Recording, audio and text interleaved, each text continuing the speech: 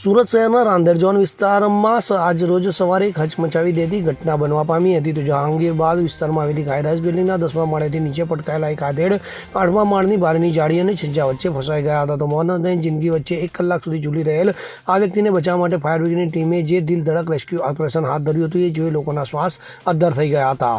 રાંદેર ઝોનના જહાંગીરબાદ ડીમાર્ટ પાસે આવેલા ટાઈમ ગેલેક્સી બિલ્ડિંગના એ બ્લોકના 10મા માળે રહેતા નીતિનભાઈ અડિયા પોતાના ઘરની બારી પાસે સૂતા હતા. દરમિયાન અચાનક તેઓ બારીમાંથી નીચે પડી ગયા હતા. જોકે સદનસીબે તેઓ સીધા જમીન પર પટકાવાને બદલે 8મા માળે આવેલી બારીની બહારની જાળી અને છજ્જાના ભાગે અટકી ગયા હતા. તેમનો પગ ગળીમાં ખરાબ રીતે ફસાઈ ગયો હતો અને તેઓ હવામાં લટકી રહ્યા હતા. ત્યારે ફાયર કંટ્રોલ રૂમને આ મામલે કોલ મળતા જ પરિસ્થિતિની ગંભીરતાને પારખીને 3 ફાયર સ્ટેશન જહાંગીરપુરા, પાલનપુર અને અડાજણની ટીમો ઘટના સ્થળે દોડી ગઈ હતી. જે બાદ ફાયર બ્રિગેડની ટીમે ઘટના સ્થળે પહોંચીને તરત જ ડબલ પ્રોટેક્શન પ્લાન સાથે કામગીરી હાથ ધરી હતી. તો સૌપ્રથમ સાવચેતીના ભાગરૂપે નીચે જમીન પર ફાયરના જવાનોએ સેફ્ટી નેટ પકડી રાખી હતી, જેથી જો વ્યક્તિ ઉપરથી સરી પડે તો તેનો જીવ બચાવી શકાય. તો બીજી તરફ જવાનોએ 10મા માળે અને 8મા માળે પહોંચ્યા હતા અને 10મા માળેથી રોપ અને શિફ્ટ બેલ્ટ વડે નીતિનભાઈને સુરક્ષિત બાંધવામાં આવ્યા હતા. તો નીતિનભાઈનો પગ 8મા માળની ગ્રીલમાં ફસાયેલો હોવાથી ફાયરના જવાનોએ હાઇડ્રોલિક કટર અને સાધનો વડે જાળી કાપી તેમને મુક્ત કરવાની તજવીજ હાથ ધરી હતી. તો આશરે 1 કલાક સુધી ચાલેલી આ મહેનત અને ફાયર જવાનોની સમય સૂચકતાના અંતે નીતિનભાઈને હેમખેમ બહાર કાઢવામાં આવ્યા હતા. તેમને સુરક્ષિત રીતે અંદર ખેંચી લેવાયા હતા. આ દ્રશ્ય જોઈને ત્યાં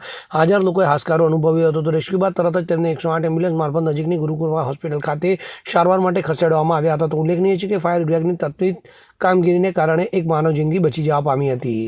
નરેશ સિમરન સાથે CN24 ન્યૂઝ, સુરત.